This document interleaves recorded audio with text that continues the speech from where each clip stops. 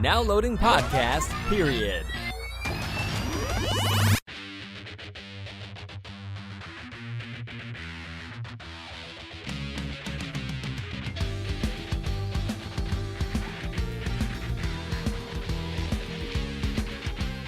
Hello, everybody, and welcome to Podcast Period, the internet's stupidest podcast.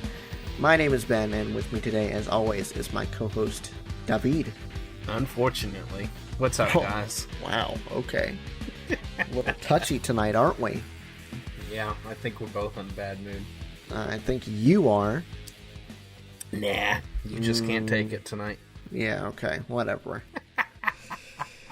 Alright, so as usual, we brought our assortment of articles that we're going to talk about. Things are going to go a little bit differently in the discussion and trailer portions, but we'll get to that when we get to those sections. So, for now, first article that I brought is from Ars Technica.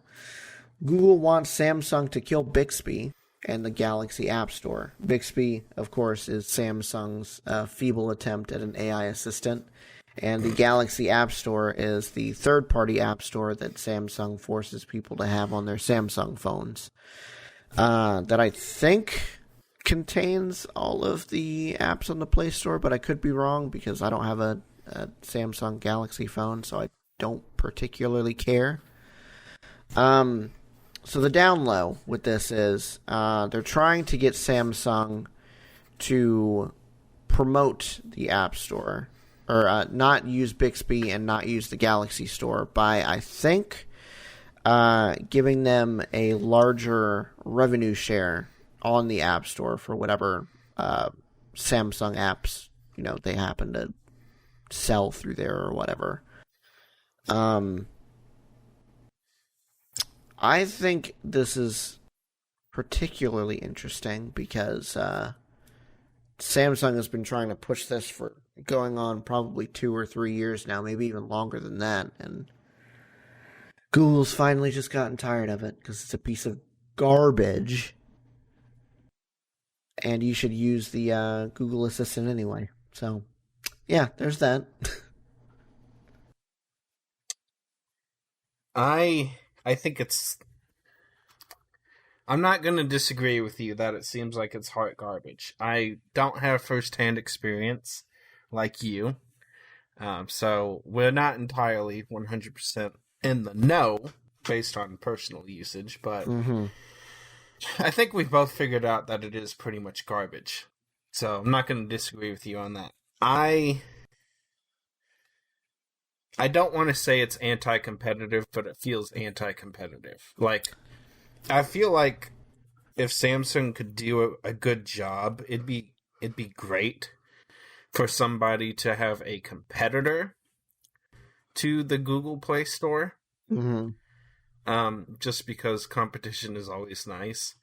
I think Samsung has gone about it in the wrong way, and at this point, it's kind of pointless and stupid, so I don't think it's anti-competitive in this sense, because this is just talking about Samsung forcing their users to use their software, and it's not like Google is saying you can't do this and forcing you to use their stuff on all the other devices. If the other ones wanted to try something, I guess go for it. I think Samsung just ruined it so bad that Google's got to step in at this point and be like, okay, you need to fix this or you need to stop using it. Yeah, I mean... And they've clearly not fixed it, so... Yeah, I agree with you that it kind of feels anti-competitive, but is it really competition? I don't think so. No, and that's why. Because it's just work. for Samsung. It's just for Samsung, and it doesn't work. Yeah. So it's not really anti-competitive. If there was more interoperability between it and the Google Assistant, then I think it may have had more widespread adoption. But as is, it's only within the Samsung ecosystem, which exactly isn't really all that big. They've got the phones. I think they might have it on some of their TVs or something like that, and they've got it on their smartwatches too. Oh, no, not TVs. Refrigerators. They have Bixby on some of their refrigerators. Yeah. But that's it. They don't have anything else to go along with it. And I mean, Exactly. Samsung is a fairly big manufacturer, but I don't think it's big enough to compete on Google's scale, per se. Which is kind of sad, because I'm sure Google could use some breaking up, but, you know. Well, and that's why I kind of feel like I wish it would continue and be good, but I don't see it as killing competition. I see it as them just going back to the way things should have been. Promoting the superior product. Yes, because it is. Yeah. Unfortunately. So, yeah. whatever. All right. You want to go ahead and move on with your first topic? Alrighty. So, it's kind of a 2-in-1 type deal. It was somewhat old news, but then this particular ousting happened, so it kind of made it relevant again. So, Intel announced last week that they are delaying 7-nanometer production until at least the end of 2022, but more than likely it's going to be 2023. So they're pushing it back once again. And this is after spending, I think, somewhere in the $6 billion range in the last 2 years, buying all the equipment that they can to get a jump start on this production process and actually have enough when they finally get to it, because they spent way too much time diddly-dabbling with 10 nanometer to they should have just gone to this to begin with, but they didn't. So their stock, I think, dropped 16% in a day after record-breaking reports, too. They beat expectations clear across the board, and their stocks dropped 16% because of this one announcement. It was so huge, they lost like $40 billion in company worth. And it has now led to the culmination of their chief engineering officer, CEO, not executive officer, but their engineering officer has been ousted.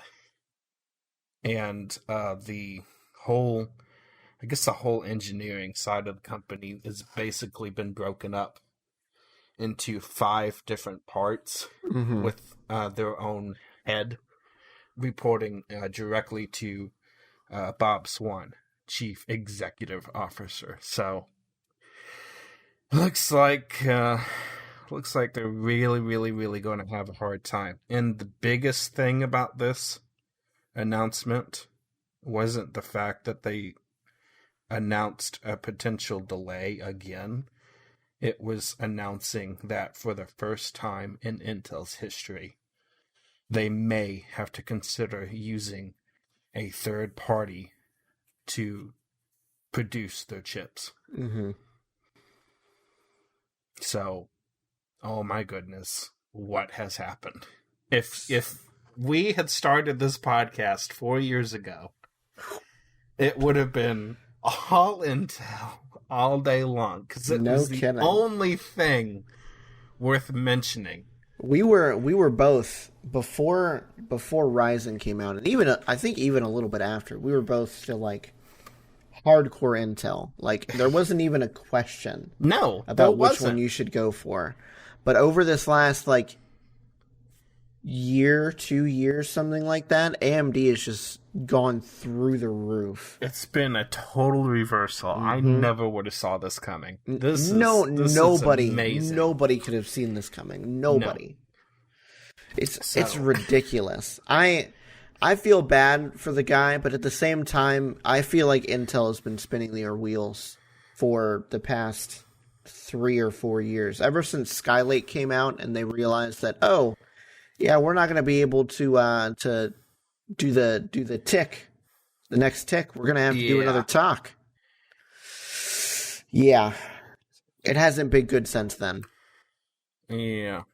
So it's Murphy R. I can't pronounce his last name, so we're not even going to try. Yes, but, it's an Indian gentleman. Yes, exactly. So he joined, oddly enough, he joined Intel back in 2016. Was lured away from Qualcomm with an $8.1 million signing bonus.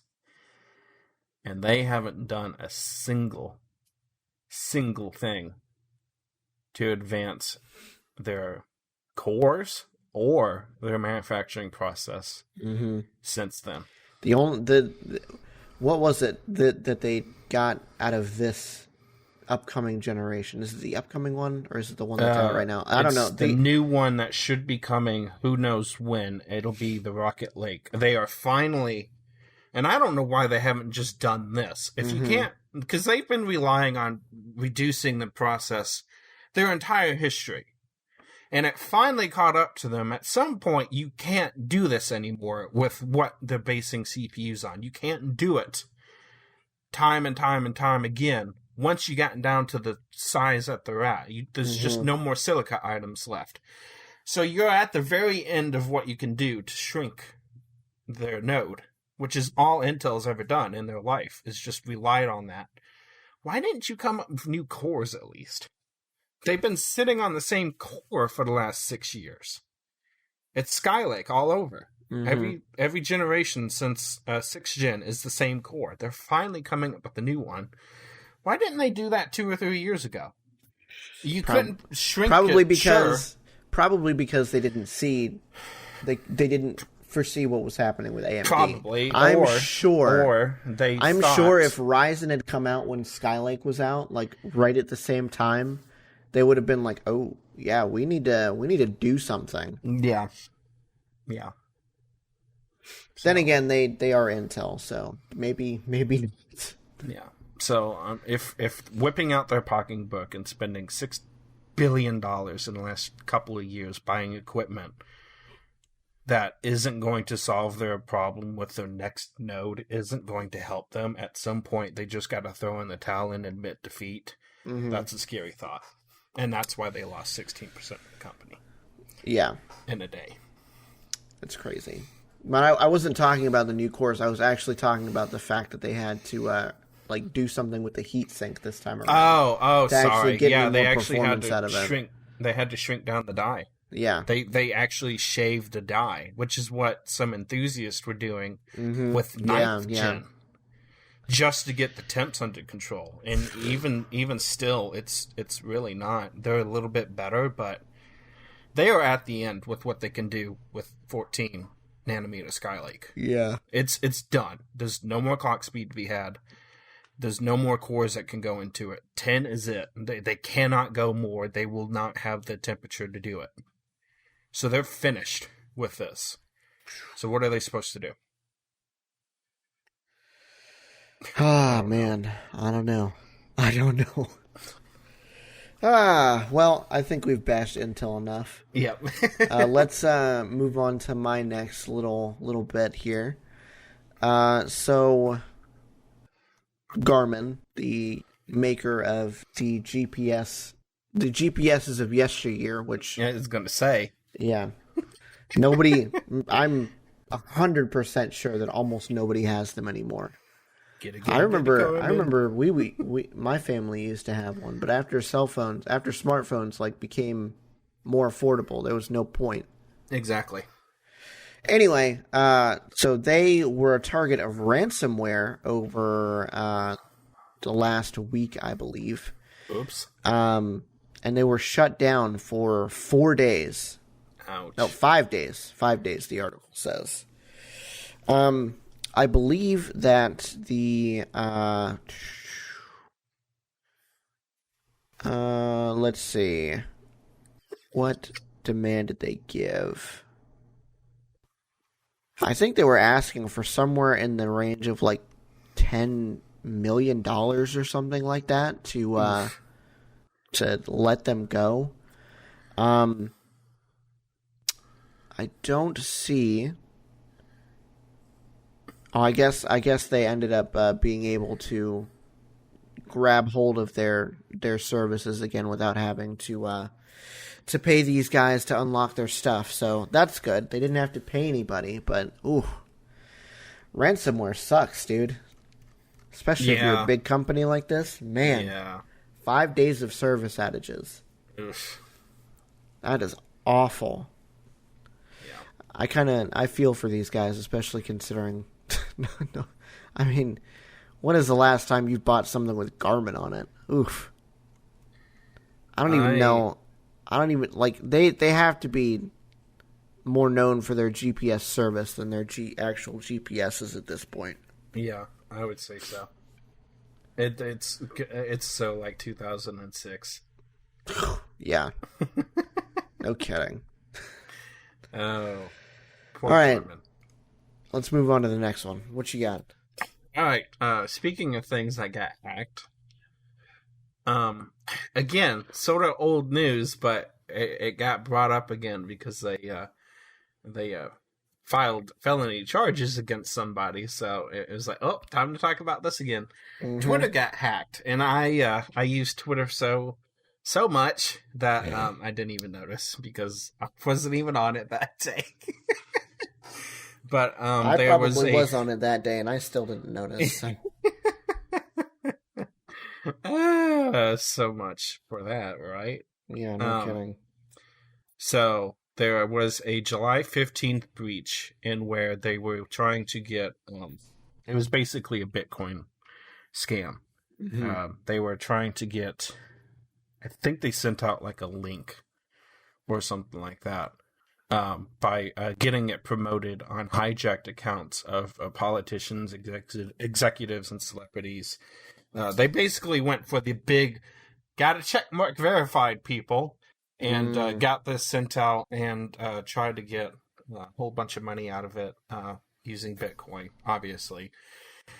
And Twitter finally got things under control, but they had to shut down all of the promoted accounts like that. I think it was like all day long. Like if you were verified, you would just shut out of your account because they didn't know what else to do. So it raised some flags at Twitter. I'll say. Because it's like, yeah, we don't know what's going on. So it's pretty bad. You got to nuke your service to stop something because you can't get whoever it is out. Yeah, or real. Figure out what the attack vector is. But they finally pressed charges. So a Florida teen charged as the mastermind on the Twitter attack hitting Biden, Bezos, and others. A 17-year-old Florida teen is facing 30 felony fraud charges. So they charged him today. They charged him today. And 2 other people. So there's 3 people in total with orchestrating the epic attack and hack of Twitter, using it to generate more than $100,000 in a Bitcoin scam by promoting the hijacked accounts of who we've said and others. Federal prosecutors in San Francisco charged Mason Shepard, 19, and Nima Fazil, 22. Also, they obviously can use those names because they are not juveniles. I do not think the 17-year-old's name has been released yet. I have not found it. Of course, it was just announced today, so. Poor guy. Kudos to him for being smart enough to get into this. He must be really, really smart. And, yeah, if only he didn't use it for evil. Stupid. Yeah. Like, if you're that good with code and you know what you're doing, clearly you don't know what you're doing enough to not get caught. Mm-hmm. But this is the type of people that need to be on the white hat side of things, where they purposely try to get into stuff like this and find all these breaches legally. Yeah, no kidding. Under contract by these companies or the FBI or whoever. But no, we're just going to throw away my entire life because they made $117,000. You'd have to imagine, right? How much would they have made if they would have figured this out and went to Twitter with it? Exactly. For like a bug bounty thing. Exactly. $100,000 is peanuts considering how much trouble you've landed in. Yeah, no kidding. Like, I always made the joke, if I was ever going to steal money, this place ain't got the money that I need to steal to get myself to an island of non-extradition and never have to work another day in my life and never have to worry about a thing, because I'm sorry, $100,000 ain't gonna cut the mustard. Yeah, no kidding. Especially when you get divided by 3 people. That's like $30,000. Well, just over. You might get to the country, but you wouldn't be able to do anything else. So what's the point? But you're right. How much money would they have gotten if they had just taken this up the right chain? I mean, it may not have been $117,000. It could have been, $10,000, $20,000. It could have been more than $100,000. But they wouldn't be going to jail. So exactly. There's that. Stupid decisions get you in stupid positions. Amazing. It's so beautiful. Yeah. Okay. All right. This is something that my fellow nerds will be excited about because I was extremely excited about it when I read about it. The DC animated movies that I like to watch and collect from time to time whenever they come out? A little bit. So DC has just announced that they're releasing this fall an animated Choose Your Own Adventure movie based on my favorite DC animated universe movie, Under the Red Hood. So, not only do I get to watch that movie again, but I get to choose the adventure. I'm so excited. And it's even the same cast as the original Under the Red Hood. Bruce Greenwood as Batman, Vincent Martella as Jason Todd, John DiMaggio as the Joker. John DiMaggio is the man. I love that man. He's a fantastic voice actor. So, I take it you approve. Oh. You have no idea how excited I am about this. I am buying this the day it comes out. Now, 10 million %. I hate to bust your bubble. Do you think this is going to be one of those that severely, severely upsets you? Or do you think they will finally come up with something that isn't going to let you down and lives up to all your expectations?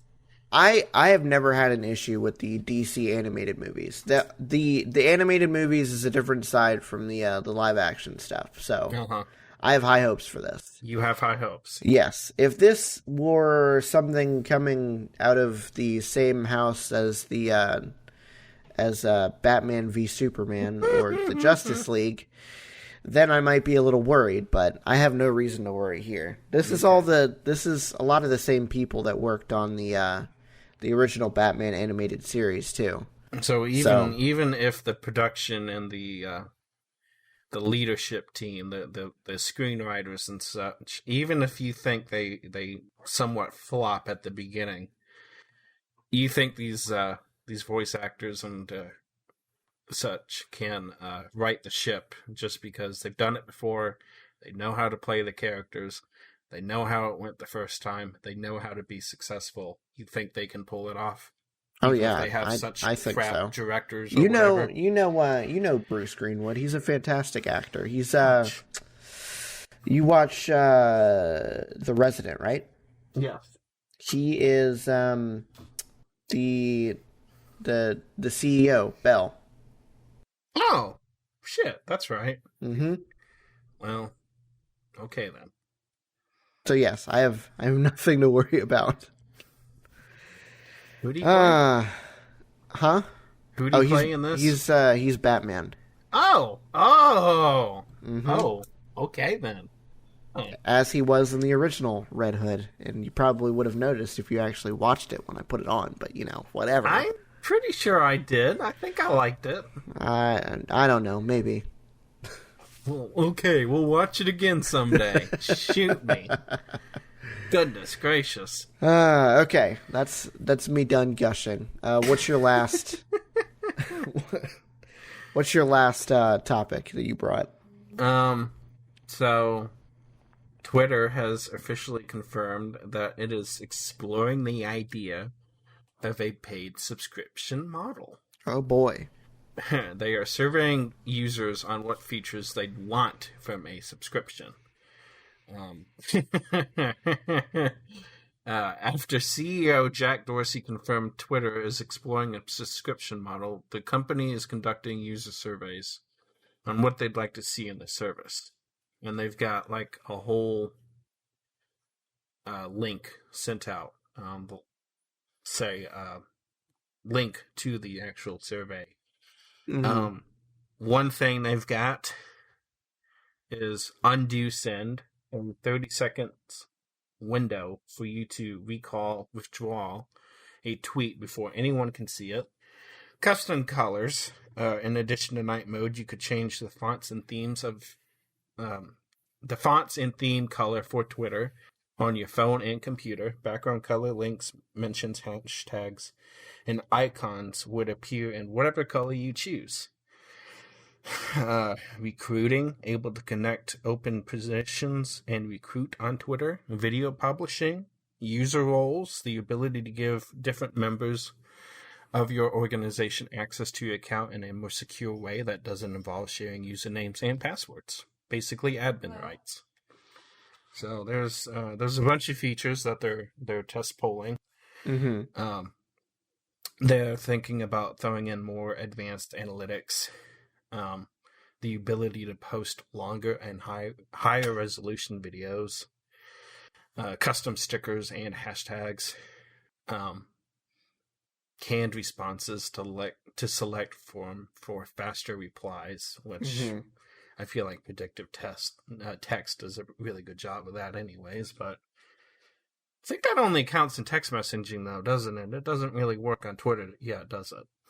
Not as far as I know, yeah. Gotcha. I think that would be something that would have to be built in. Probably. But I'm imagining that's kind of what they're thinking. Yeah. Or that's somewhat how it would roll out. Mm-hmm. They're basically doing this because they can't get enough ad revenue, is what I understand. They need more revenue. So, I mean, I could see that. I don't know. We'll save this for the discussion topic. So, if you're done with this, I'm done with this for now. Yeah. Well, speaking of the discussion topic, since we're kind of rolling into it anyway, let's start with yours. Okay. So,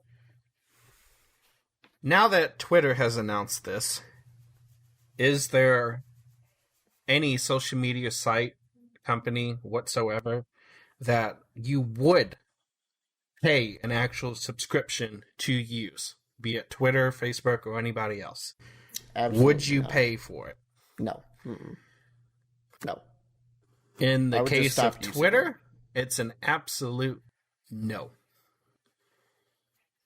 Facebook, it depends on what they did.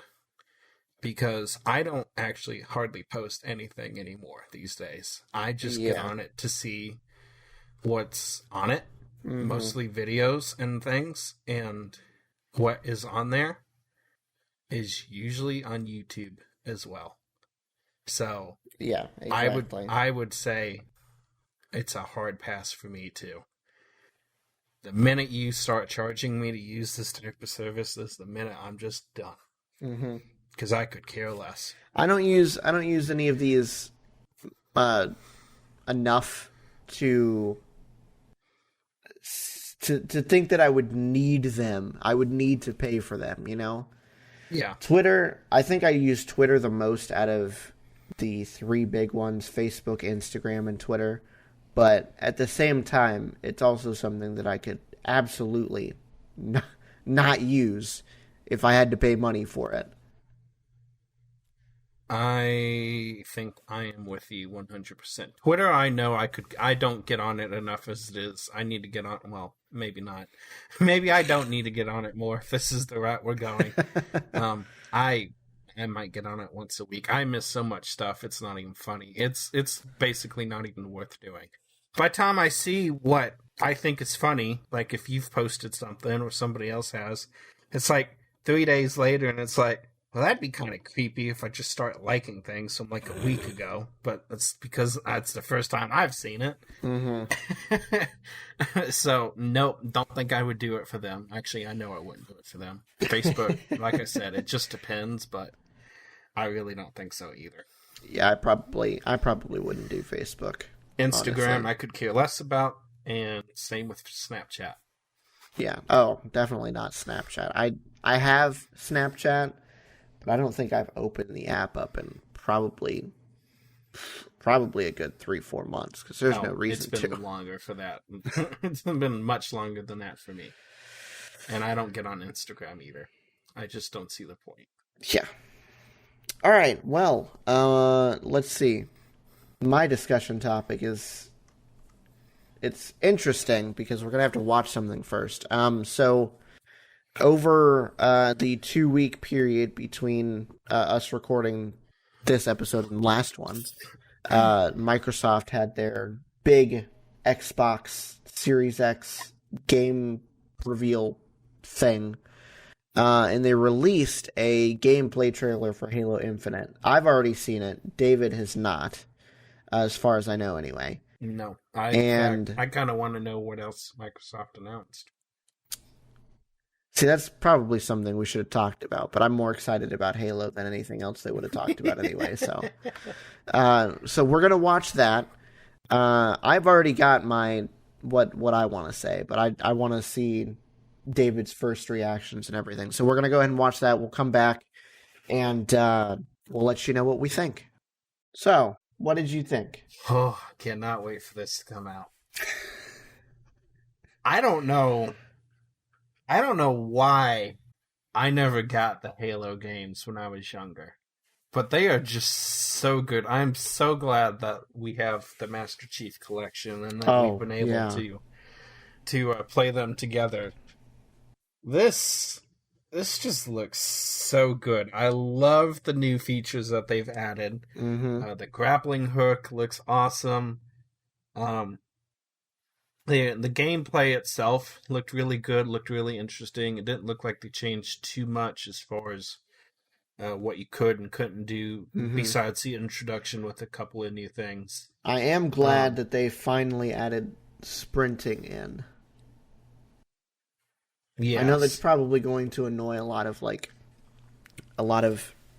hardcore OG Halo fans, but I feel like as an FPS in 2020, literally every other FPS, it's not like a competitive shooter like Counter-Strike or something like that, you can sprint.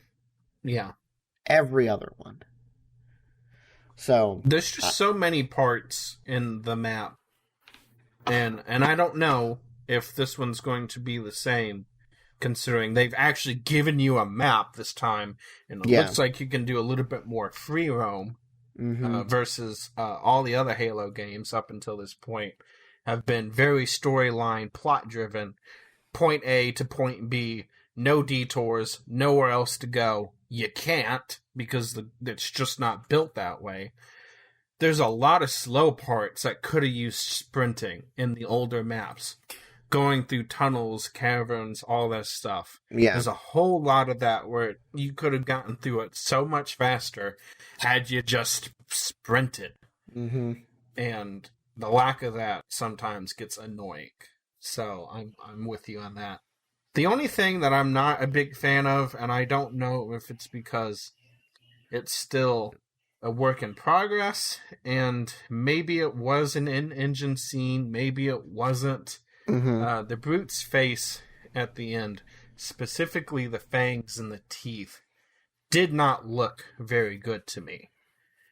It looked like it was from a game from 10 years ago. It was somewhat very unrealistic. It's funny you say that, because there was a lot of people when this came out saying that the game, like the whole thing, looked like not hot garbage, but something that would have come out in the Xbox One's early lifespan. Yeah, it doesn't look like it's taking advantage. It still looks good. Yeah, but it doesn't look like it's pushing anything. No. And apparently this was running on a PC too, so it's not like they couldn't have pushed it a little bit. And that's what I'm wondering, is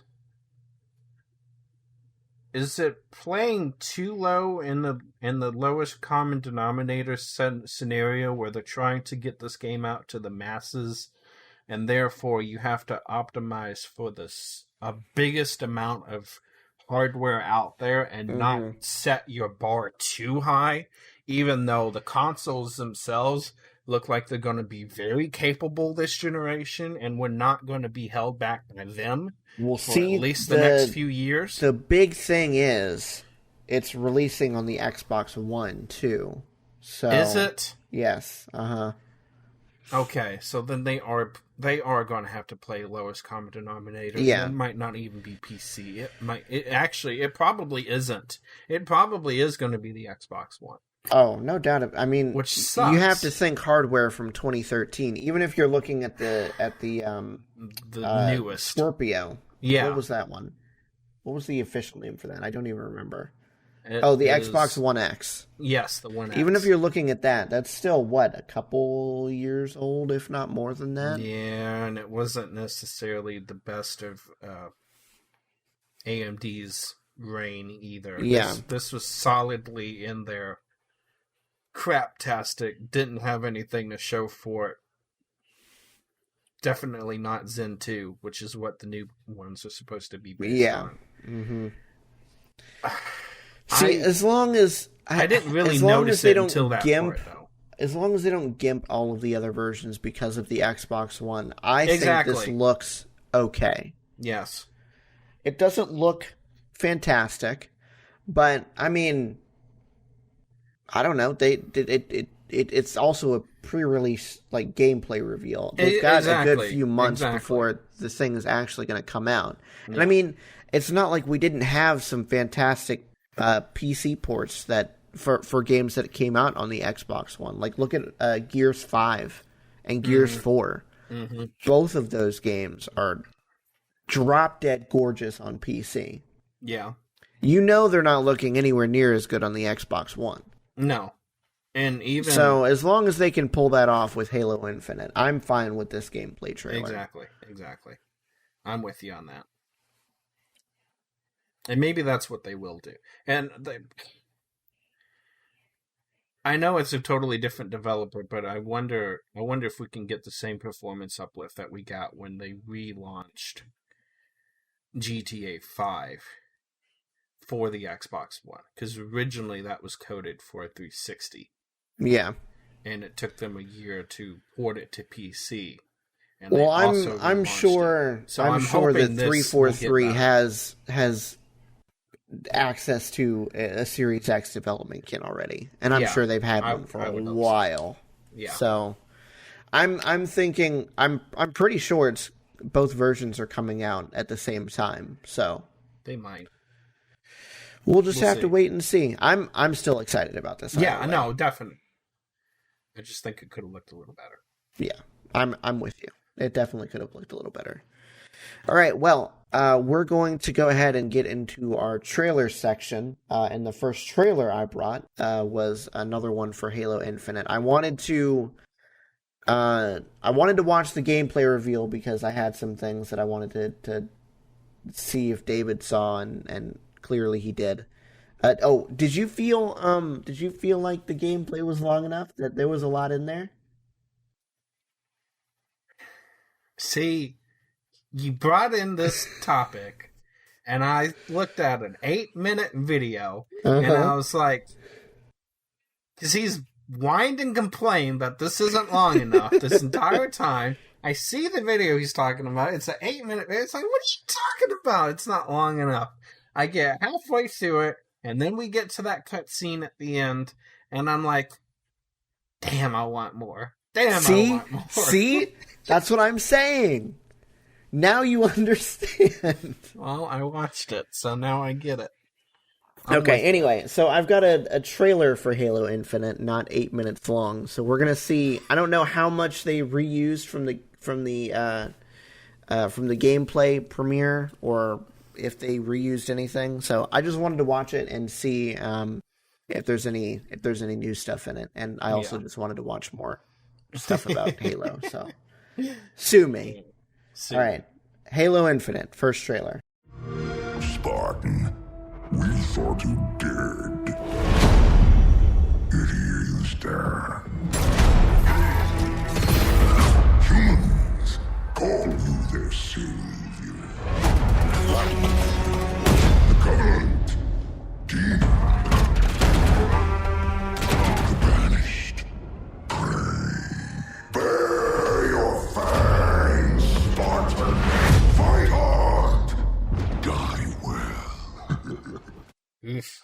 You thought the gameplay trailer wasn't long enough. That was definitely not long enough. So short. Ugh. So good, though. Yes, they reused a little bit, but a lot of it looked new. Yeah, that was, man, that gets me so hyped up for this game. It really so does. excited. I'm still going to have the same complaint. They really got to do something with the brute. It don't look terrible, but it looks bad. Like, from what I've heard, they've promised to try and fix all of the issues that people are complaining about before the release of the game. So hopefully when we download the game, we come into a much more fully realized version of Halo Infinite than we saw in the gameplay trailer. At least graphics wise, I think, as far as I can tell, gameplay, they've got it down. This looks exciting. Yeah. So just gotta throw a little spit and polish at it and trim up some decorative edges a little bit. Mm-hmm. Okay, so next trailer we have is for X-Men: The New Mutants. It's actually, I'm pretty sure we've watched a trailer for this before, but this is a newer one. So I wanted to watch it and see if we liked it still. Yeah. New mutants are dangerous. You're not going anywhere. This place takes your greatest fear and makes you live through it. Roberto? Sam? Juliana? Danny? Rain? We can get out of this together. This place is designed to keep us inside. He's right. It's magic. So am I.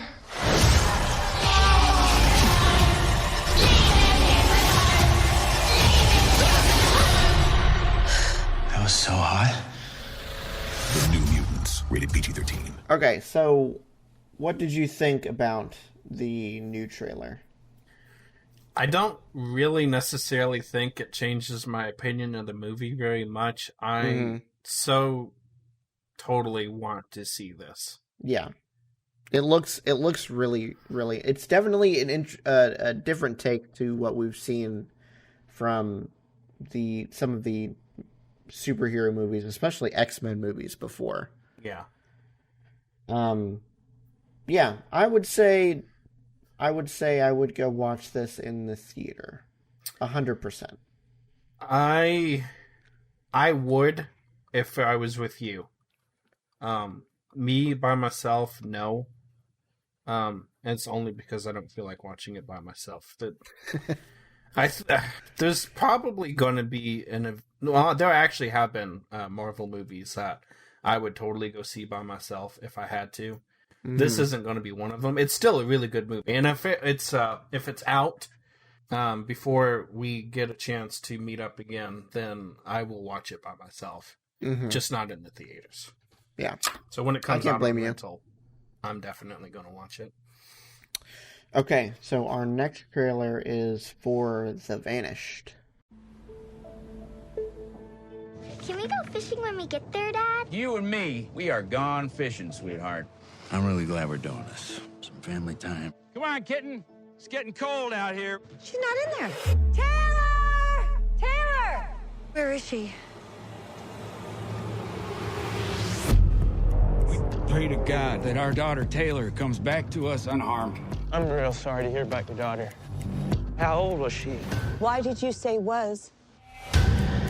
Police told us that we could help search tonight. What if she was distracting you so that her husband could take our daughter? I think it's time for you and Mrs. Michelson maybe to go to a hotel. I'm not going anywhere until my daughter is back here with me safely. We should be out there searching. What is that? We have to get the police. No, he'll be caught by then. I'll grab the gun. Winnie, stop.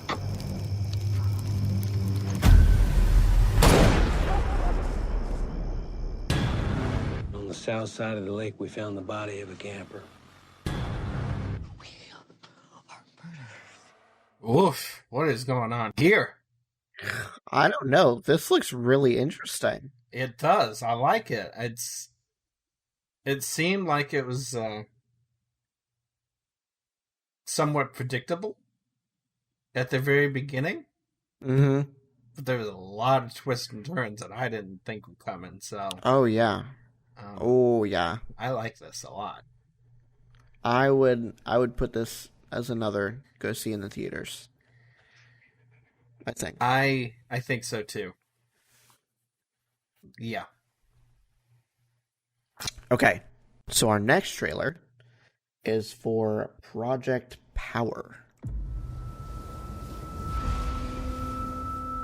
Power, power, speak a little louder.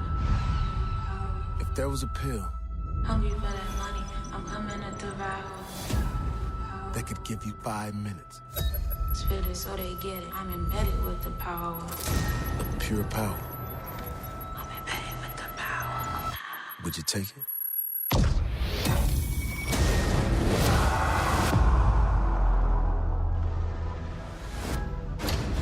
You don't know who I am or what I'm about, but I'll do anything to find that source. Listen to my voice. Am I lying? Welcome to Project Power. Our goal is simple: the next evolution of the human species. You ever taken one of those before? It can make you strong, make you invisible. You never know what your power is until you try it. This thing is tearing our city apart. Your kid has something to do with it? Where do you think they got the formula from? They have my daughter. Maybe we can work together on this. What do you need? You still got the pills on you? Tell me where my daughter is.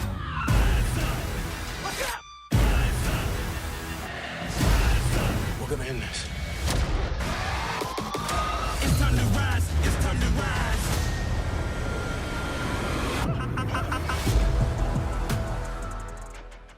That's another very interesting thing. I hope you understand that when this comes out, we're doing it for the podcast. You like it that much, huh? Yes.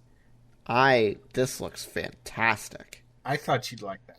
Jamie Foxx and Joseph Gordon-Levitt? Yes, please. Yeah, it looks really cool. I love the concept behind it. The whole thing just looks like a total trip out action-packed movie, and I absolutely love it. I am so excited. Ooh, yes. Okay, so for our last couple of trailers, David brought something a little bit different. Do you want to explain what you want to do with this? So, this was totally accidental. Mm-hmm. I found this trailer, and of course it was in one of the big, long movie list trailers where there's no easy way to get the individual trailer out of the long movie, so I always go and find the source trailer. I found the wrong source trailer this time around. And I actually liked it so much, I wanted to rewatch it, and I was like, oh, what is this? This is terrible. So, I'm not going to say which one's which. I think you may have already found out. But I think you labeled it. You labeled it for me. So yeah. Well, okay, but still, I think this is a concept that we could do more often if you like the concept, anyways. Okay. This is a perfect example of how a trailer can do everything for our initial responses to this, and why you need to do a good job with your trailers.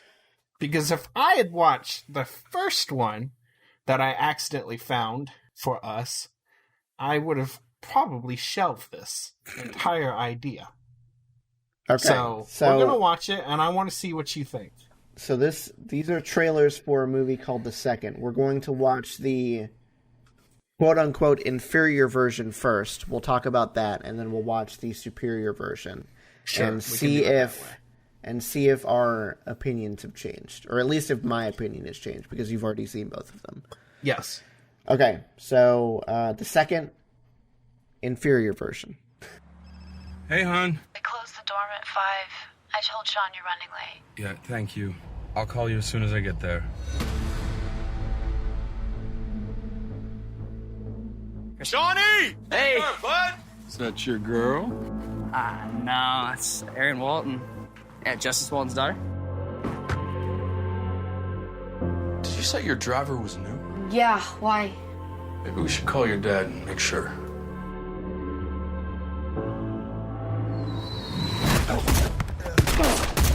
Move in now. What's about Papa Bear and Baby Bear? Expendable. Sean said you're a Green Beret. Make the call. Daddy? Aaron. Dad! Get down now. Oh my... You're surrounded by a team of highly trained operatives. I have your daughter again. And if you don't do what I tell you to do, something terrible will happen to her. I'm giving you 5 minutes to exit the building. You should have had your package and been out in 2.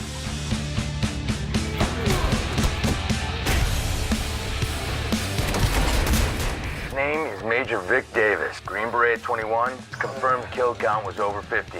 Deadly, and he will not hesitate to kill you. So, what's your initial impression on this? Maybe your labeling of it influenced me a little bit, but at the same time, watching that gave me all of the same feelings that watching a bad trailer has before for this podcast. Like, it wasn't necessarily confusing, but at the same time, it did not pull me in at all. The shot choice was poor. Their narrative was extremely unstructured, as far as I could tell. And I don't know, it just didn't, and the song choice, it was one song throughout the whole movie, or throughout the whole trailer, which isn't a bad thing, but I don't know, it just felt, it felt really disconjointed to me. Yes. And I really had issue with the text, the way they brought it in. The flash across the screen text with the actors' names and a couple of the scenarios that are happening. I didn't like the style, the font, anything about that at all. Mm-hmm. So, and I didn't mean for you to read what you read as far as inferior and superior. But let's go ahead and take... Okay, based on this, without... If this was all you saw... What do you think? I would have to say, I would have to say either. No, I'm not even going to give it that. I wouldn't see it. I wouldn't see it. I was going to say wait for review, but honestly, if I didn't think that it was going to get better based on just that, no, I wouldn't see it. Okay, which is fair. And I don't want to influence your decision at all. So if you think it's fair to say that, then say it. But don't just because of... I don't want you to try to prove my point. No. This does not... Right now, it does not feel like something I would want to see. Okay. Let's watch the second one and see if your opinion changes. Okay. All right, people, dorm is closed for the holiday season, so everybody out. When's your dad picking you up? I guess when he gets here. I'm here to pick up Aaron Walton. I'm gonna need to scan your license. Do we need to do this every time? Nope, but you're not Miss Walton's regular driver. I'm impressed. You should call me. Yeah, I will. Johnny! Hey! Bud! Yeah. Where you been? I know. Is that your girl? No, it's Erin Walton, Justice Walton's daughter. Like Supreme Court Justice Walton? Hold on, I'll be right back. I forgot my laptop. I'll be quick, I promise. Who's left inside? It's just the two of us who are the last ones in.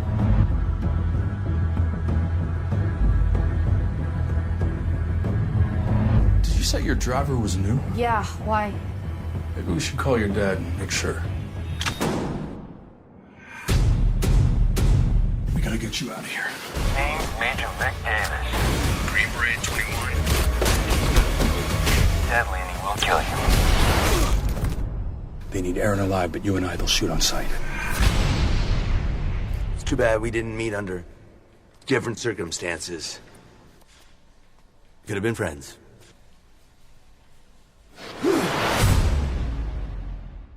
What do you think? That was a million times better. Right? That made that wow. That was an entirely different movie based on that trailer. Like 100%. I cannot stress this enough, guys. Like, honestly, the first trailer was so disjointed and so wonky. This one felt so much more professionally put together. There was an actual narrative that I could follow. And the song choice wasn't some generic rock tune layered behind dialogue and explosion sounds. This was so much better. And to be perfectly on, to set the record straight, guys, this original trailer, the inferior version that we watched, it's not like it's a fan-made trailer or it's like a preview type deal. It came from the actual production company. It is on their YouTube channel. The inferior version is the one on the production company's channel.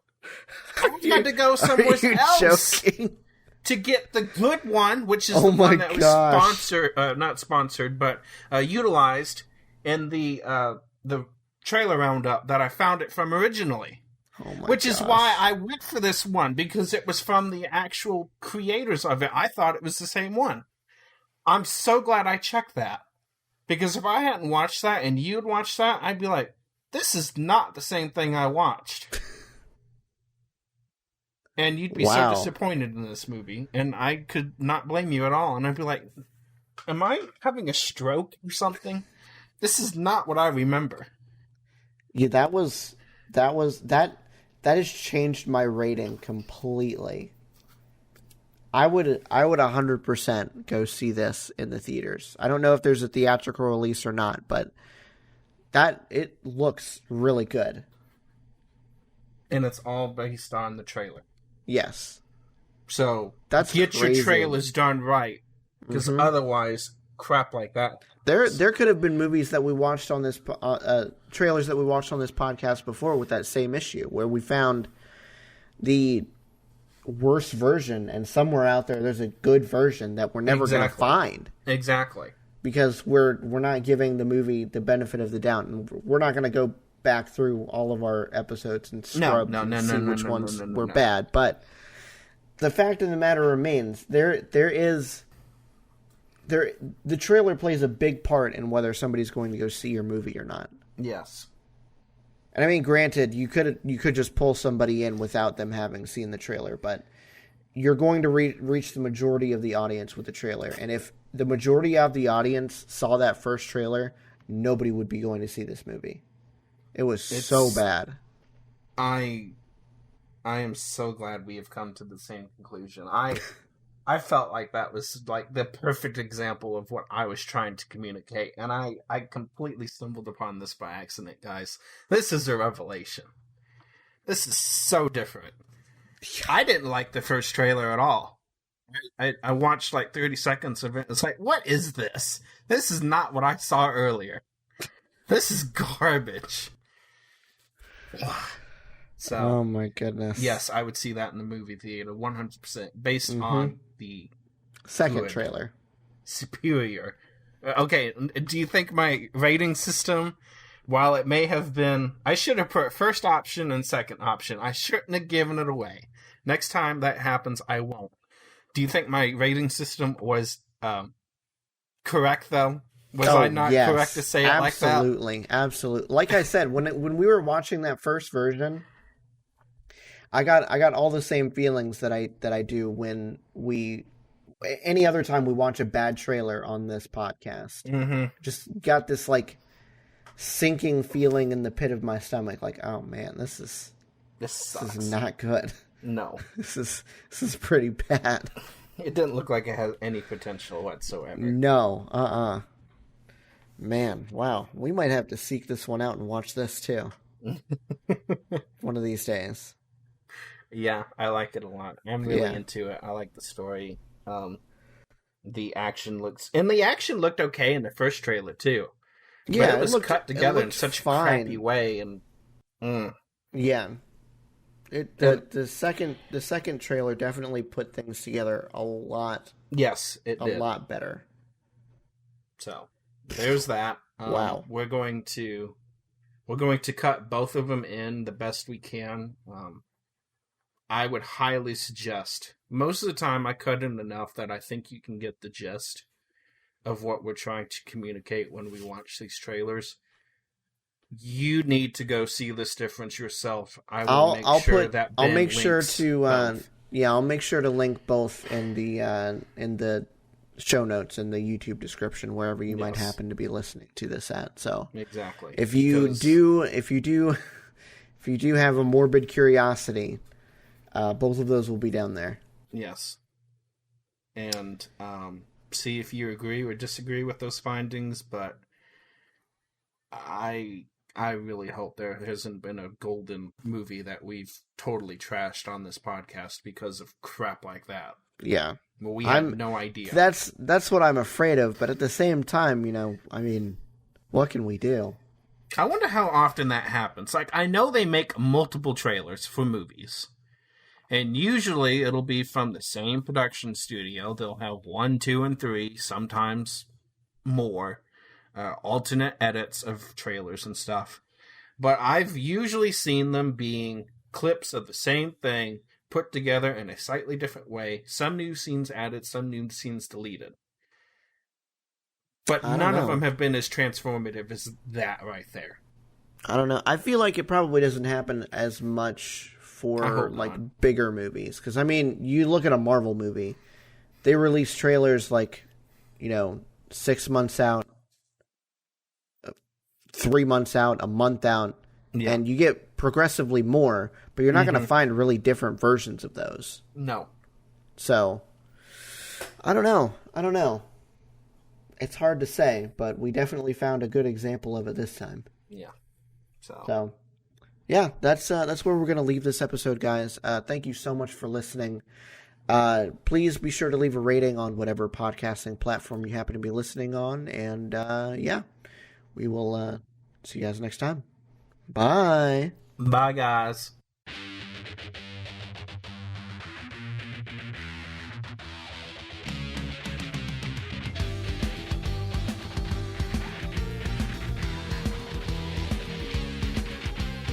Thanks for listening to this episode of Podcast Period. This episode was hosted and produced by Ben and co-hosted and edited by David. You can contact Ben on Twitter at BenPlaysVidges. That's Ben Plays VIDYAS. And you can contact David on Twitter at Car6by16. If you'd like to chat with us about any of the topics on this episode, you can hit up the show at Podcast Period on Twitter, or shoot us an email at podcastperiodpodcast@gmail.com. We also have a new website that has launched featuring new articles written by us as well as links to all the episodes. Please visit that at podcastperiod.com. Want to do more for the show but aren't sure how? We have a Patreon for that. For as little as $1 a month, you can get early access to episodes and so much more, and support the show while doing it. Just go to patreon.com/podcastperiod. Do you love sci-fi movies and shows? So do we. That's why we created the podcast from Planet X, a podcast where we analyze and discuss your favorite pieces of sci-fi media. Check it out at the link in the show notes. That's all for this week. Thank you so much. We'll see you next time.